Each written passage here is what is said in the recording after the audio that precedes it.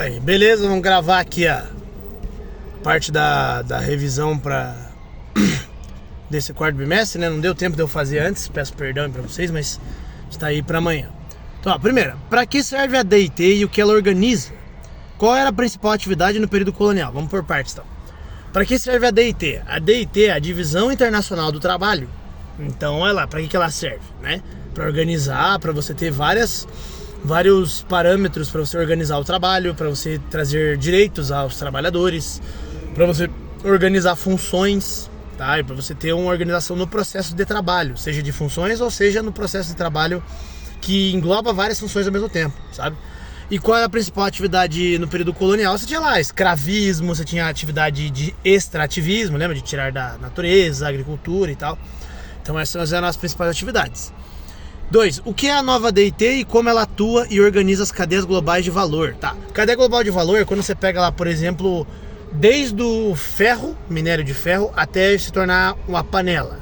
Então você tem todo o processo, né? Todo siderúrgica, metalurgia, lá e tal. Então, cadeia global de valor, quando você pega um objeto primário, o ouro, aí ele vira lá uma partezinha mínima de uma placa de mãe de um computador. Então, essa é a cadeia global de valor, quando você tem o valor sendo passado, quanto mais ele passa no processo produtivo, mais ele agrega valor, mais ele vale, entendeu? E como que essa nova DIT, ela organiza tanto o processo de produção, quanto o processo de informação. Ela é nova DIT porque ela tem o processo informacional e tecnológico, que você vai ter lá o mercado financeiro, ações, bolsa, sabe? Bitcoin, lembra que eu mostrei? Então essa nova DIT também engloba essa parte de informacional, entendeu? De computadores e tudo mais. A 3. Como o Estado gera o mercado no cenário econômico globalizado?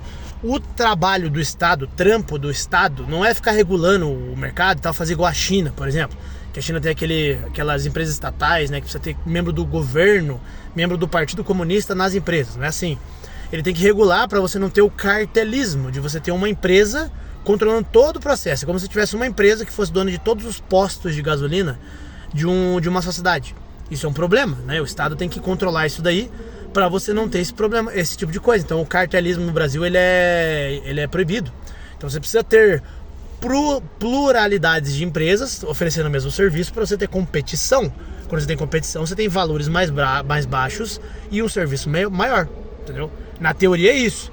Por isso que é o problema da nossa empresa estatal. Se você não tem competição, você não precisa desenvolver tecnologia. Você não tem que ganhar de outra pessoa. A pessoa vai comprar essa porcaria aí mesmo e já era, entendeu? Então por isso que o Estado serve para isso. E qual a função das empresas privadas? É evolução tecnológica e lucro. É para isso que ela serve, entendeu? Para ter essas duas coisas aí. E isso daí melhora a vida das pessoas e tudo mais, né? 4. No que se baseava a DIT no capitalismo comercial antes de 1945 e na atualidade? São diferentes, né? Antes de 45 você tinha aquele serviço mais mecanizado, aquelas linhas de produção igual daquele filme Tempos Modernos, né? Que os caras ficavam assim, apertando um parafuso e fazia cada um fazer a mesma coisa várias vezes, aquele serviço repetitivo, jornadas de trabalho muito longas, entendeu? Então era mais focado nisso daí. Aquele extrativismo, aquela agricultura mais manual, de você chega lá na arvorezinha de café, chega lá no milho e você arranca o milho.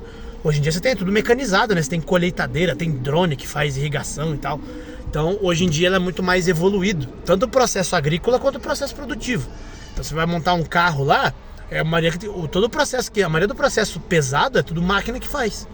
Então, você vê esse desenvolvimento, né? Quais são as características dos países que atraem mais imigrantes? Então, você pensa num país que atrai muito imigrante. País europeu, Estados Unidos, Canadá e tal, Nova Zelândia, Austrália. Por que esses países têm tanto atrativo? O que eles têm de bom que atrai as pessoas para ir para lá? 6. Para que servem as redes de transporte? Para que serve uma rede de transporte? Transportar o quê? Para que ela serve? Não precisa nem explicar, né? 7. Quais foram os principais objetivos do Tratado Antártico? Então, para quem fez o trabalho vai ser fácil. O Tratado Antártico serviu para quê?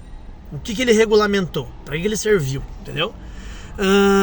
O que caracteriza um refugiado? Para a pessoa ser considerado um refugiado e ter direito de refugiado, o que ele tem que ser? Ele vem de um país em qual situação? Entendeu? Isso que eu quero saber. 9. Explique os aspectos naturais da Antártida. Isso é, diga as características desse continente. Tá, o que ele tem? Ele tem muita gente? Muita gente mora lá? Tem muitos animais? Muita fauna, muita flora? Como é que é lá? Entendeu?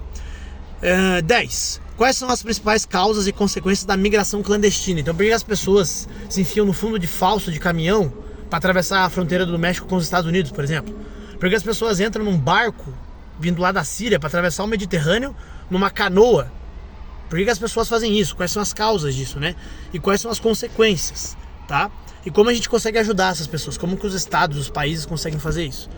11. Qual a relação entre o setor comercial e o financeiro informacional? Comercial, comércio, né? Venda e tal. E o financeiro informacional, o maior exemplo deles é o Bitcoin, por exemplo. Você tem lá ações na bolsa, né? Câmbio, dólar, real e tal. Qual a relação entre os dois? E como eles se renovam? O que renova tipos de comércio, de mercado? Lembra da tecnologia? Lá, tô no carro. Tecnologia, tá? Qual é a relação entre esses dois, entendeu? Como que eles se renovam? E o 12. Quais as principais motivações para a xenofobia com refugiados? Por que as pessoas têm medo ou têm preconceito com refugiados em específico? Geralmente imigrantes o pessoal tudo tem, né?